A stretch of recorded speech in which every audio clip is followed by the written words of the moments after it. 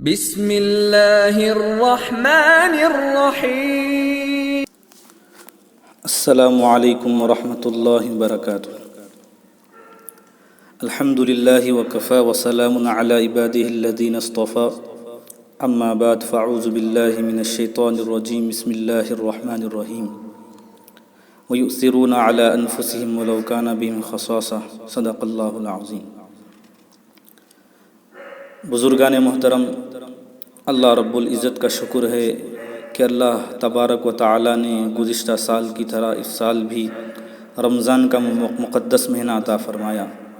اللہ تعالیٰ سے دعا ہے کہ اللہ تبارک و تعالی ہمیں رمضان المبارک کی مقدس ساعتیں اور برکتوں سے، رحمتوں سے مالا مال فرمائے۔ بزرگان محترم، اللہ تبارک و تعالی کا بہت بڑا احسان ہے کہ اس نے ہم کو انسان بنایا۔ انسان بہت ہی اونچی مخلوق کا نام ہے۔ اللہ تعالیٰ نے جس کو آدمی بنایا، گویا اللہ رب العزت نے اس پر خصوصی توجہ فرمائی ہے، ورنہ ہزاروں مخلوق دنیا میں ہیں، اگر اللہ تعالیٰ چاہتے تو دوسری مخلوق بھی بنا سکتے تھے، لیکن اللہ تعالیٰ نے ہمیں انسان بنایا اور پھر ایمان اور اسلام کی دولت سے مالا مال فرمایا۔ اللہ تعالیٰ نے انسان کو فطرت کے مطابق پیدا فرمایا ہے، اور فطرت کا مطلب یہ ہے کہ درد مند دل اور غم گساری کا جذبہ دے کر اس دنیا میں بھیجا ہے۔ درد دل کے واسطے پیدا کیا انسان کو، ورنہ طاعت کے لیے کچھ کم نہ تھے کرو بیاں۔ اللہ تبارک و تعالیٰ نے انسان کو اس لیے پیدا فرمایا کہ وہ ایک دوسرے کے ساتھ ہمدردی کا معاملہ کرے، شفقت کا معاملہ کرے، محبت و الفت کا معاملہ کرے۔ جانور بھی جیتا ہے وہ اپنے لیے جیتا ہے، پرند چرند جیتے ہیں وہ اپنے لیے جیتے ہیں، لیکن انسان کو اللہ تعالیٰ نے پیدا کیا تو اپنی فطرت پر، لقد خلقنا الانسان فی احسن تقویم۔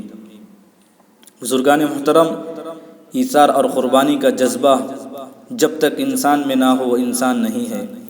انسان وہ ہے خود تکلیف اٹھائے اور دوسروں کے لیے آرام و راحت کا سامان مہیا فرمائے۔ انسان وہ ہے جو ایک دوسرے کے ساتھ ہمدردی کا معاملہ کرے۔ انسان وہ ہے خود بھوکا رہے دوسروں کو کھلائے۔ انسان وہ ہے خود پیاسا رہے دوسروں کی پیاس کو بجھائے۔ یہ اللہ رب العزت کا حکم ہے جس پر عمل کرنے سے آدمی انسانیت کے مقام کو پہنچ جاتا ہے۔ حضور پاک صلی اللہ علیہ وسلم کی زندگی سے ہمیں یہ درس ملتا ہے کہ نبی اکرم صلی اللہ علیہ وسلم نے اپنے لیے کم اور دوسروں کے لیے زیادہ کام کیا، اور وہ اسوہ حسنہ ہے۔ جب قبیلہ طوئی کا قافلہ نبی اکرم صلی اللہ علیہ وسلم کے پاس آیا تو اس وقت ایک نوجوان لڑکی کا بچہ گم ہو گیا۔ وہ ماں تھی اور بھاگتی پھر رہی تھی کہ میرا بیٹا کہاں ہے۔ اس حالت میں اس کے سر سے چادر بھی اتر گئی۔ وہ اچانک نبی کریم صلی اللہ علیہ وسلم کے سامنے آ گئی۔ اللہ کے نبی صلی اللہ علیہ وسلم نے اپنے چادر مبارک ایک صحابی کو دے کر فرمایا کہ اس لڑکی کو دے دو تاکہ وہ سر ڈھانپ لے۔ وہ صحابی کہتے ہیں اللہ کے نبی صلی اللہ علیہ وسلم وہ تو ایک کافر کی بیٹی ہے۔ نبی اکرم صلی اللہ علیہ وسلم نے فرمایا اگرچہ کافر کی بیٹی ہے مگر بیٹی تو ہے۔ آج اگر تو اس کے سر کو ڈھانپے گا تو کل اللہ رب العزت قیامت کے دن تیرے عیبوں پر رحمت کی چادر عطا فرما دیں گے۔ اسی طرح کا ایک واقعہ حدیث میں ذکر ہے، ایک عورت ایک بنی ہوئی چادر لے کر نبی کریم صلی اللہ علیہ وسلم کی خدمت میں حاضر ہوئی اور کہنے لگی یہ چادر آپ کے استعمال کے لیے میں نے خاص طور سے اپنے ہاتھوں سے بنی ہے۔ آپ صلی اللہ علیہ وسلم نے ضرورت ظاہر کرتے ہوئے اسے قبول فرما لیا اور اس چادر کو اوڑھ کر باہر مجلس میں تشریف لائے تو ایک صحابی نے عرض کیا اللہ کے نبی صلی اللہ علیہ وسلم بہت عمدہ چادر ہے، یہ تو مجھے عنایت فرما دیجیے۔ آپ صلی اللہ علیہ وسلم نے فرمایا ہاں عمدہ چادر ہے۔ پھر کچھ دیر آپ صلی اللہ علیہ وسلم مجلس میں تشریف فرما رہے اور جب اندر تشریف لے گئے تو چادر لپیٹ کر اس شخص کو بھجواتی۔ حاضر صحابہ نے کہا تم نے اچھا نہیں کیا، آپ صلی اللہ علیہ وسلم کو اس کی ضرورت تھی، آپ صلی اللہ علیہ وسلم نے اسے پہن لیا تھا، اور تم خوب جانتے تھے کہ آپ صلی اللہ علیہ وسلم کسی کا سوال رد نہیں فرماتے۔ تو فرمانے لگے اللہ کی قسم میں نے چادر کو پہننے کے شوق میں نہیں مانگی، میں نے تو اسے اپنا کفن بنانے کے لیے مانگا ہے۔ حضرت سہل رضی اللہ تعالیٰ فرماتے ہیں اس شخص کا کفن ہی چادر تھی۔ احترام انسانیت کا یہ درس اللہ کے پیارے حبیب صلی اللہ علیہ وسلم نے ہمیں عطا فرمایا ہے۔ جو اللہ کی مخلوق سے محبت کرتے ہیں، اپنے نفس کے مقابلے میں دوسروں کو افضل سمجھتے ہیں اور اپنی جان و خواہشات کے مقابلے میں دوسروں کی خواہشات کا احترام کرتے ہیں، ایسے لوگوں کو اللہ تعالیٰ نہایت پسند فرماتے ہیں۔ حضور پاک صلی اللہ علیہ وسلم کی بارگاہ میں ایک مہمان آیا۔ آپ صلی اللہ علیہ وسلم نے ارشاد فرمایا کہ کوئی ہے جو مہمان کو اپنے یہاں ٹھہرائے اور مہمان نوازی کرے؟ حضرت ابو طلحہ رضی اللہ تعالیٰ عنہ کھڑے ہوئے اور عرض کیا، اللہ کے نبی صلی اللہ علیہ وسلم، آج آپ کے مہمان کی مہمان نوازی کرنے کو میں تیار ہوں۔ جب صحابی رسول صلی اللہ علیہ وسلم اپنے مہمان کو لے کر گھر پہنچے تو معلوم ہوا کہ گھر میں صرف ایک آدمی کا کھانا ہے، 2 آدمی کا پیٹ نہیں بھرے گا۔ اللہ کے رسول صلی اللہ علیہ وسلم نے صحابہ کو تعلیم و تربیت سے کتنا آراستہ کیا تھا اور صحابہ اکرام کے اندر کتنا جذبہ تھا، وہ اس واقعے سے پتہ چلتا ہے۔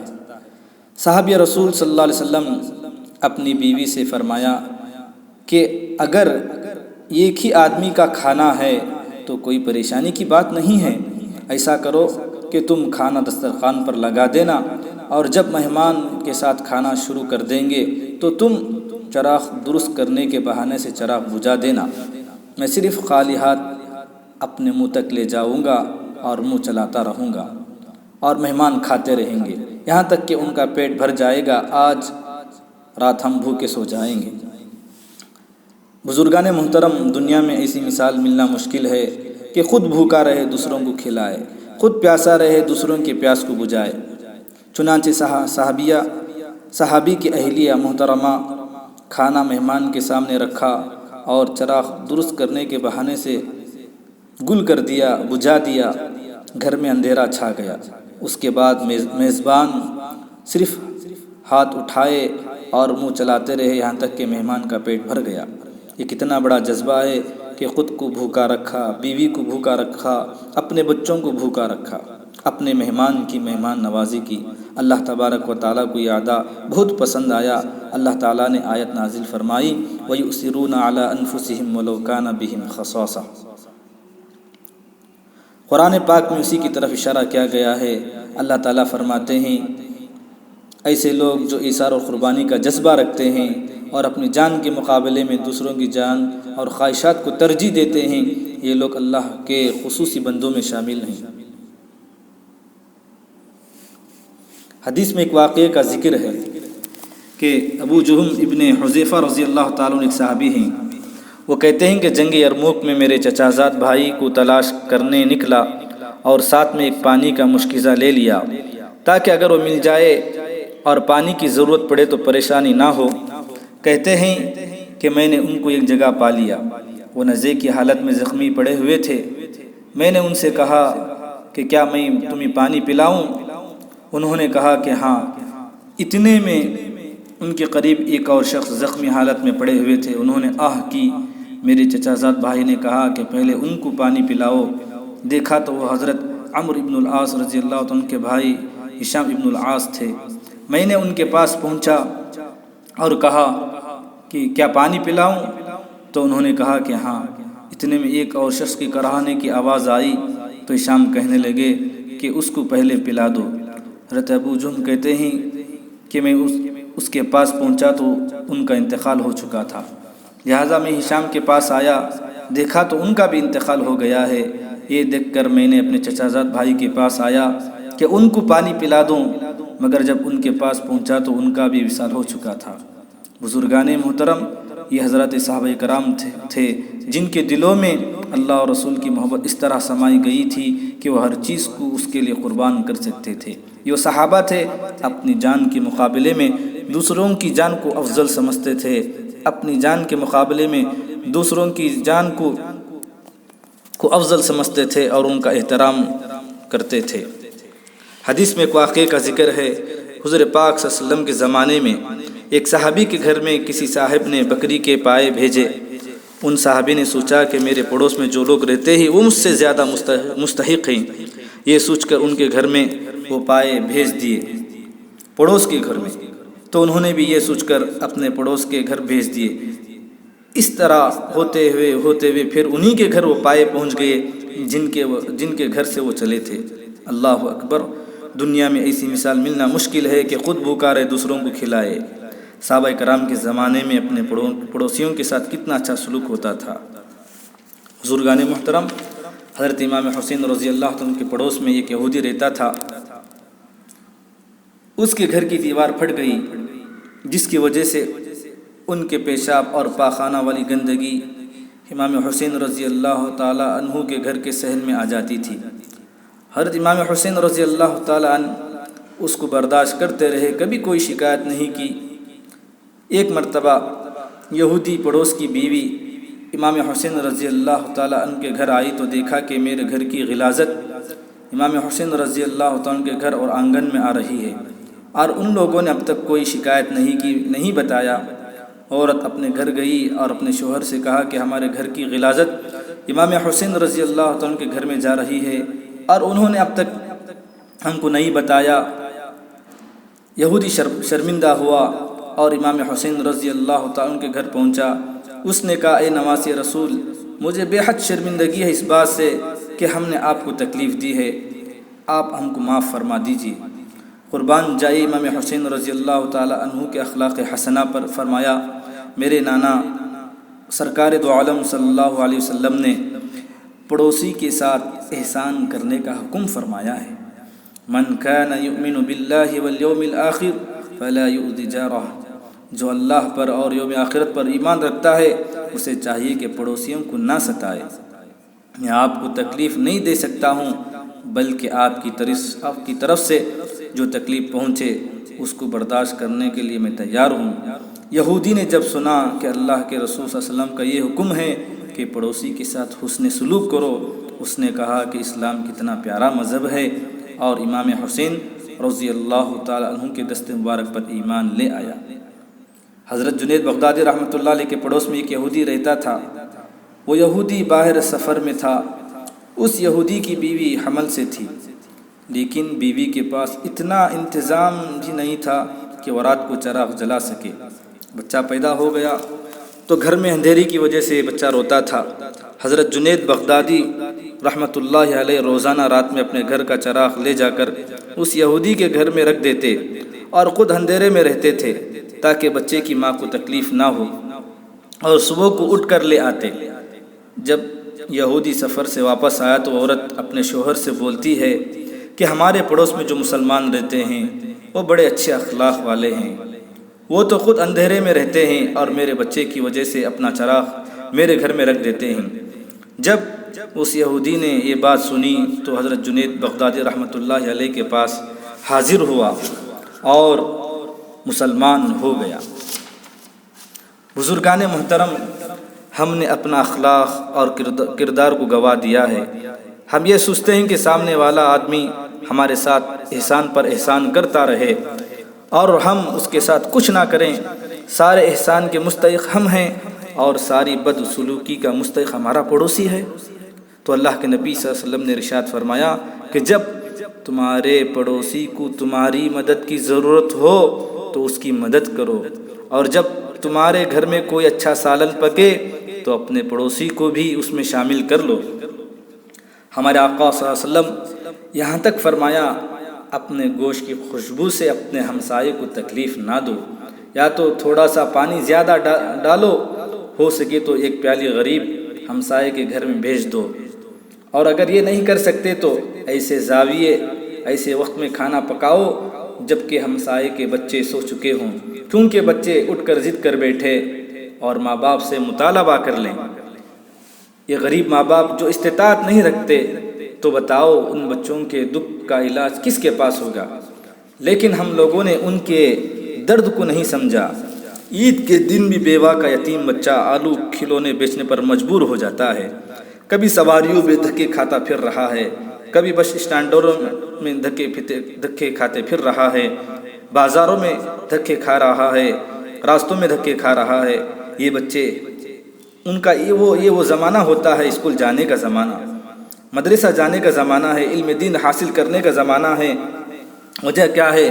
کہ بچے اسکول نہیں جا رہے ہیں، کہ تعلیم حاصل نہیں کر رہے ہیں، کہ ان بچوں کے پاس پیسہ نہیں ہے لباس کے لیے، کتابوں کے لیے، ایڈمیشن کے لیے۔ کتنے بچے راستوں میں بیکار اپنے وقت کو ضائع کر رہے ہیں۔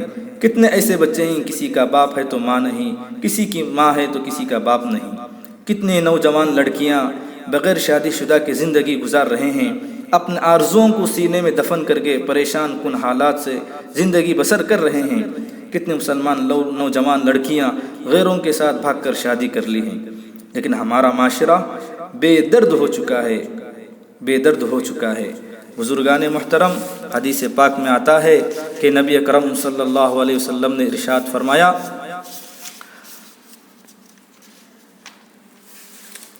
اللہ تعالیٰ نے حضرت موسیٰ علیہ السلام سے ارشاد فرمایا کہ اے موسیٰ، میں بھوکا تھا، تو نے مجھے کھانا نہیں کھلایا۔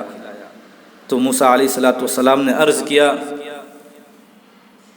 الہی آپ تو رازق ہیں، ساری دنیا کو رزق دینے والے ہیں، بھلا آپ بھوکے کیسے رہ سکتے ہیں؟ تو اللہ تعالیٰ نے ارشاد فرمایا کہ اے موسیٰ، میرا فلاں بندہ بھوکا تھا، اگر تم اس کو کھانا کھلاتے تو گویا مجھے ہی کو کھانا کھلاتے۔ پھر ارشاد ہوگا، اے موسیٰ، میں ننگا تھا، تو نے مجھے کپڑا نہیں پہنایا۔ تو موسیٰ علیہ السلام نے عرض کیا، الہی آپ تو ساری دنیا کے لوگوں کی ستر پوشی کرنے والے ہیں، آپ کو کپڑے کی کیا ضرورت ہے؟ باری تعالیٰ نے ارشاد فرمایا کہ اے موسیٰ، میرا فلاں بندہ ننگا تھا، اگر تم اس کی ستر پوشی کرتے گویا مجھے ہی کپڑا پہناتے۔ اسی طرح اللہ تعالیٰ نے سوالات فرمائے کہ اے موسیٰ، میں پیاسا تھا، تم نے مجھے پانی نہیں پلایا۔ تو موسیٰ علیہ السلام نے عرض کیا، الہی آپ تو سب کو سیراب کرنے والے ہیں، آپ کو پانی کی کیا ضرورت تھی؟ بھلا آپ کیسے پیاسے رہ سکتے ہیں؟ باری تعالیٰ نے ارشاد فرمایا، اے موسیٰ، میرا فلاں بندہ پیاسا تھا، اگر تم اس کو پانی پلا دیتے تو گویا مجھے ہی پانی پلا دیتے۔ بزرگان محترم، پتہ چلا کہ انسانیت کی خدمت ضروری ہے۔ مسلمانوں میں جہاں بہت سی بیماریاں پیدا ہو گئی ہیں، وہاں ایک بیماری یہ بھی پیدا ہوئی ہے کہ آج کا مسلمان خود غرض ہے، دوسروں کے لیے تکلیف اٹھانے کو تیار نہیں ہے۔ آدمی اگر عبادت کرتا ہے تو اس کو جنت ملتی ہے، لیکن مخلوق کی خدمت کرتا ہے تو اس کو خدا ملتا ہے۔ یہ مخلوق کی خدمت کرنے کا جذبہ حضرات انبیاء علیہ السلام، حضرات صحابہ کرام رضوان اللہ تعالی علیہم اجمعین میں تھا، تابعین تبع تابعین میں تھا، صلحاء میں تھا، اب وہ باقی نہیں رہا۔ افسوس کہ آج یہ جذبہ ہم میں نہیں ہے، کیونکہ ہم خود ڈوب رہے ہیں اور اپنے ساتھ دوسروں کو ڈبونے کی کوشش کر رہے ہیں۔ آج یہ جذبہ دوسری قوموں میں ہے، عیسائی لوگوں میں ہے، یہودیوں میں ہے۔ ہم آج اپنے مسلمان ہونے پر فخر کر رہے ہیں اور کہہ رہے ہیں کہ سب سے اچھی قوم ہم ہی ہیں۔ آج ہم اتنے گر چکے ہیں کہ ہمارا مسلمان بھائی مذہب چھوڑ کر دوسرے مذہب میں جا رہا ہے۔ درمیان میں ایک بات یاد آ گئی، کہہ دیتا ہوں، نیسور ہی کا ایک واقعہ ہے۔ ایک مسلمان لڑکی غیر کے ساتھ بھاگ گئی۔ علماء کو اس بات کا پتہ چلا تو علماء اکرام نے مشورہ کیا، اس بارے میں غور و فکر کی۔ تحقیق کرنے پر معلوم ہوا کہ لڑکی کی ماں نے کہا، گھر میں تنگ دستی ہے، فقر و فاقہ ہے، میرے شوہر گھر میں نہیں رہتے، گھر کا خرچ وغیرہ رہتا ہے، وہ مہینے میں 200-300 روپے دے دیتے ہیں، پھر گھر آتے ہی نہیں۔ اور لڑکی اسکول پڑھ رہی تھی، شادی لائق تھی، وہ غیر کے ساتھ بھاگ گئی ہے۔ میرا کوئی سہارا نہیں ہے کہ ہمیں مدد کریں، صرف میں ایک عورت ہوں، اپنی بیٹی کی تلاش کر رہی ہوں۔ ایک مرتبہ بیٹی سے فون پر بات ہوئی، رو رہی تھی اور کہہ رہی تھی، امی جان میں شادی لائق ہو گئی ہوں اور ہمارے پاس پیسہ نہیں ہے، کچھ بھی نہیں ہے، لڑکے والے آئیں گے، جہیز دعوت وغیرہ مانگیں گے، لیکن ہمارے پاس پیسہ تو نہیں ہے، آپ کو بھی تکلیف ہوگی، مجھے بھی تکلیف ہوگی، اس لیے میں نے یہ کام کیا ہے۔ ماں نے بیٹی کو فون پر سمجھایا، بیٹی آ جاؤ، میں خود محنت کر کے مزدوری کام کر کے تمہاری اچھی جگہ شادی کروں گی۔ لڑکی روتے ہوئے فون رکھ دی۔ سوچو اس ماں پر کیا گزری ہوگی جس ماں نے اپنی بچی کی پرورش کی، پالا پوسا، بڑا کیا، نوجوان ہوئی تو لڑکی غیر کے ساتھ بھاگ گئی۔ بزرگان محترم، ایسے بہت سے واقعات ہیں کہ آج مسلمان لڑکیاں غیروں کے ساتھ بھاگ رہی ہیں۔ وجہ کیا ہے؟ نہ ان کے پاس مال ہے، نہ دولت ہے، غریبی ہے، فقر و فاقہ ہے۔ اس وجہ سے عاجز آ کر غیروں کے ساتھ بھاگ رہی ہیں۔ نوجوان لڑکے لڑکیوں کو لے کر چلے گئے۔ جو سامعین سن رہے ہیں، میں ان سے ادباً گزارش کرتا ہوں کہ آپ اپنے بچوں کو ساتھ اسکول لے جا کر چھوڑ آئیں، اور وقت کے ختم ہونے پر آپ خود جا کر بچوں کو واپس لے آئیں۔ بزرگان محترم، یہ سب کام عیسائیوں کا ہے، یہود و نصارہ کا ہے۔ وہ اسلام کو مٹانے کی سازش کر رہے ہیں، اور مسلمان میٹھی نیند سو رہا ہے۔ نہ اپنے ایمان کی فکر ہے، نہ اپنے آخرت کی فکر ہے، نہ اپنے اہل و عیال کی فکر ہے۔ یہ سب کچھ جو ہو رہا ہے ہماری بے توجہی، بے فکری کی بنا پر ہو رہا ہے۔ مسلمان لڑکیاں، کہیں فاطمہ نام کی لڑکی، کہیں عائشہ نام کی لڑکی، کہیں زینب نام کی لڑکی غیروں کے ساتھ بھاگ رہی ہیں۔ اگر ان کے والدین ان کی اچھی تربیت کرتے، اور صحابہ کرام اور صحابیات رضوان اللہ تعالی علیہم اجمعین کے واقعات سناتے، ان کو قرآن و حدیث کی تعلیم دیتے، تو یہ کبھی یہ کام نہ کرتی۔ بزرگان محترم، میرے آقا صلی اللہ علیہ وسلم اللہ کے دربار میں قیامت تک آنے والی ساری انسانیت کے لیے دعا کرتے تھے، میرا کوئی بھی امتی جہنم میں نہ جائے، میرا ہر امتی جنت میں جانے والا بن جائے۔ میرا آقا صلی اللہ علیہ وسلم کے سامنے کسی یہودی کافر کا جنازہ گزرتا تو روتے بے چین ہو جاتے، میرا ایک امتی جہنم میں جا رہا ہے۔ آج مسلمانوں میں یہ درد، یہ غم مٹ چکا ہے۔ کافر کا جنازہ جاتا تو آپ صلی اللہ علیہ وسلم روتے بلکتے۔ آج مسلمان مرتد ہو گئے، ہو رہے ہیں، کوئی بھی رونے والا نہیں ہے، کوئی بھی امت پہ آنسو بہانے والا نہیں ہے۔ آج مسلمان بھائی کی مدد کرنے والا نہیں ہے۔ اے مسلمان، تو 5 روپے کے نقصان پر روتا ہے، پر دین کے مٹنے پر نہیں روتا۔ مسلمان تو دنیا کے چھوٹ جانے پر روتا ہے، پر دین کے مٹنے پر نہیں روتا۔ مسلمان تو مال و دولت، جائیداد، بنگلے کے چھوٹ جانے پر، ختم ہونے پر روتا ہے، پر دین کے مٹنے پر نہیں روتا۔ باپ کے مرنے پر اولاد 1 روپے پر لڑتی ہے۔ کوئی الماری ٹوٹی پڑی ہو تو اس پر بھی جھگڑے کرتے ہیں کہ یہ میری ہے، یہ تیری ہے۔ ایک بالش زمین پر بھائی سے لڑتا ہے، یہ میرا ہے، یہ تیرا ہے۔ ہمارے باپ کی دکان ہے، ہمارے ماں کی جائیداد ہے، ہم اس کے حقدار ہیں۔ مقدمے کرتے ہیں، لڑائیاں جھگڑے کرتے ہیں۔ وہ نبی جو تمہارے والدین سے زیادہ رو کر چلا گیا، وہ نبی صلی اللہ علیہ وسلم جو تمہارے ماں باپ سے زیادہ پیار اور شفقت دے کر گیا، آج اس کی میراث کو لینے والا کوئی نہیں۔ آج اس کے ایثار اور قربانی کے جذبے کو لینے والا کوئی نہیں۔ امت کے درد اور غم کو لینے والا کوئی نہیں۔ کہتے ہیں کہ ہم نمازی ہیں، ہم تو حاجی ہیں، ہم تو روزہ رکھتے ہیں، مدرسے کو چندہ دیتے ہیں۔ بزرگان محترم، اسلام کیا ہے؟ آج یہ امت نبی اکرم صلی اللہ علیہ وسلم والے درد و غم سے یہ امت خالی ہے۔ اسلام وہ نبی والا درد ہے جو آج امت کے اندر سے مٹا ہوا ہے۔ میرا کوئی امتی دوزخ میں جانے نہ پائے، اور میرا ہر امتی جنت میں جانے والا بن جائے۔ بزرگان محترم، اللہ تعالیٰ سے دعا کرتا ہوں کہ اللہ تبارک و تعالیٰ ہمیں صحابہ کرام کے نقش قدم پر چلنے کی توفیق عطا فرمائے۔ اللہ پاک ہمیں ایثار و قربانی کا جذبہ عطا فرمائے۔ الحمدللہ، جمعیت علماء ہر اعتبار سے نمایاں خدمت انجام دے رہی ہے، اور دوسرے تنظیمیں اپنے اپنے استطاعت کے مطابق خدمت مخلوق میں مصروف ہیں۔ اللہ رب العزت سے دعا کرتا ہوں، اللہ پاک سب کی خدمات کو قبول فرمائے، اور آخرت میں نجات کا ذریعہ و سبب بنائے۔ جو کچھ کہا گیا اس پر عمل کی توفیق عطا فرمائے۔ آمین، وآخر دعوانا الحمدللہ رب العالمین۔